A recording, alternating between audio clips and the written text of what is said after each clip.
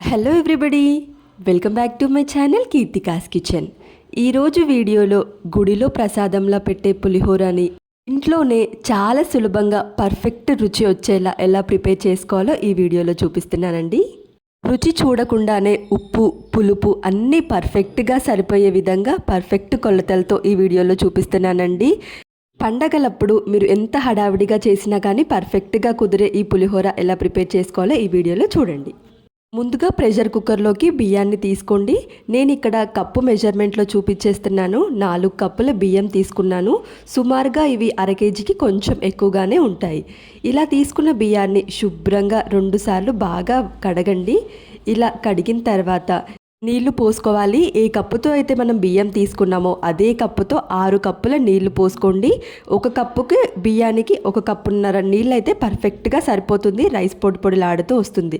ఇందులోనే 1 table spoon వరకు oil వేసుకొని ఇక ప్రెషర్ కుక్కర్ పెట్టేసి రైస్ వండుకోవాలి. 2 విజిల్స్ వచ్చేంత వరకు ఉడికించుకుంటే సరిపోతుంది. ఇక ఇప్పుడు చింతపండు చూడండి. అర కేజీ బియ్యానికి ఒక 50 గ్రాముల చింతపండు అయితే పర్ఫెక్ట్గా సరిపోతుంది. మన చేయితో ఒక రౌండ్ బాల్ వచ్చేంత వరకు పెద్ద నిమ్మకాయ సైజ్ చింతపండు అయితే పర్ఫెక్ట్గా సరిపోతుంది. శుభ్రంగా ఒకసారి చింతపండుని కడిగేసుకొని ఇందులో వేడి నీళ్ళు పోసుకొని నానపెట్టుకోవాలి. చింతపండు వేడి నీళ్ళతో నానపెట్టుకోవడం వల్ల మనకు గుజ్జు అనేది చిక్కగా వస్తుంది. నేను ఇక్కడ చూపిస్తున్నాను చూడండి. అరగంట నానపెట్టుకున్న తర్వాత ఈ చింతపండులో నుంచి రసం మొత్తం తీసేసుకోవాలి. ఇలా ఏదైనా చిల్లు గిన్నె ఉంటుంది కదా, చిల్లు గిన్నెలో వేసేసుకొని మనం చింతపండు రసాన్ని మొత్తం తీసేసుకోవాలి. ఇలా చిల్లు గిన్నెలో వేసి చింతపండు రసం తీసుకోవడం వల్ల మనకు ఈనెలు కానీ గింజలు చింతపండులో ఏమైనా ఉన్నా కానీ ఈజీగా పోతాయండి. ఈ విధంగా చింతపండు రసాన్ని మొత్తం తీసుకొని వేరే ఒక ప్యాన్లోకి తీసేసుకోవాలి. ఇప్పుడు నేను ఇక్కడ కల్లుప్పు వేస్తున్నానండి. ఇక్కడ ఒక 2 టేబుల్ స్పూన్ల కల్లుప్పు వేసుకోండి, సరిపోతుంది. ఇందులోనే 1 టేబుల్ స్పూన్ వరకు పసుపు, అదేవిధంగా 1 గుప్పెడు కరివేపాకు వేసేసుకోండి. ఇంకా నెక్స్ట్ ఇందులోనే 1 టేబుల్ స్పూన్ వరకు ఆయిల్ కూడా వేసేసుకోండి. ఇప్పుడు పచ్చిమిర్చి, మనం ఇక్కడ పచ్చిమిర్చికి మొత్తం పచ్చిమిర్చి వేసిస్తున్నాం చూడండి. ఘాట్లు పెట్టేసుకొని ఒక 5-6 పచ్చిమిర్చికి పొడుగ్గా ఘాట్లు పెట్టేసుకొని ఇందులో వేసేసుకోవాలి. నెక్స్ట్ ఇందులో చిన్న సైజు బెల్లం ముక్క కూడా వేసేసుకొని ఇక ఈ చింతపండు రసాన్ని దగ్గరగా అయ్యేంత వరకు ఉడికించుకోవాలి. ఒకవైపు ఈ చింతపండు రసం దగ్గరగా ఉడికించుకుంటూనే ఇంకోవైపు మనము పొడి ప్రిపేర్ చేసుకుందాము పులిహోరలోకి. ముందుగా ప్యాన్లో 1/2 టేబుల్ స్పూన్ మెంతులు వేసుకోండి, 1 టేబుల్ స్పూన్ మిరియాలు, అదేవిధంగా ఇందులో ఒక 1/2 టేబుల్ స్పూన్ వరకు జీలకర్ర వేసుకోండి. మెంతులు వేసుకోవడం వల్ల మనకు మంచి రుచి వస్తుంది పులిహోరలో, చేదస్సలు రాదు. వీటిని దోరగా వేయించుకొని పొడి పట్టేసి మనము ముందుగానే దగ్గరగా ఉడికించుకుంటున్న ఈ చింతపండు రసంలో వేసేసి ఉడికించుకోవాలి. ఇలా దగ్గరగా ఉడికించుకుంటే సరిపోతుంది. ఇంకా ఈ కన్సిస్టెన్సీలో ఫ్లేమ్ ఆఫ్ చేసేయండి.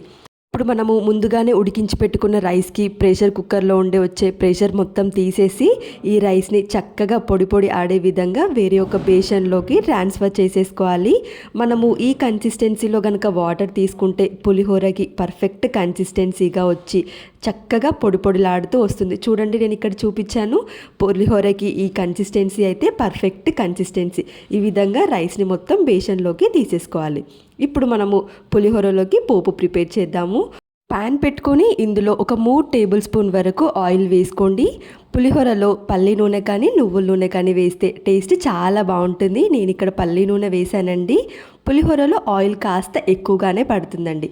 ఆయిల్ కాస్త వేడవ్వగానే ఇందులో ఒక 3 నుంచి 4 టేబుల్ స్పూన్ వరకు పల్లీలు వేసుకోండి. ఇందులో పల్లీలు లో ఫ్లేమ్లో పెట్టుకొని ఫ్రై చేసుకోండి.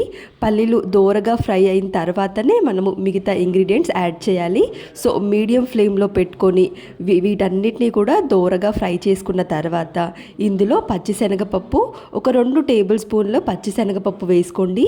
అదేవిధంగా 2 టేబుల్ స్పూన్ల వరకు మినపగుండ్లను కూడా వేసుకొని వీటన్నిటినీ కూడా దోరగా ఫ్రై చేసుకోవాలి. వీటన్నిటినీ ఫ్రై చేసేటప్పుడు మీడియం ఫ్లేమ్లో పెట్టుకొని ఫ్రై చేసుకోవాలి. నెక్స్ట్ ఇందులోనే 1 టేబుల్ స్పూన్ వరకు ఆవాలు వేసుకోండి. అదేవిధంగా 1/2 టేబుల్ స్పూన్ జీలకర్రను కూడా వేసేసుకొని 10 నుంచి 12 ఎండుమిర్చి కూడా వేసేసుకొని వీటన్నిటిని ఫ్రై చేసుకోవాలి.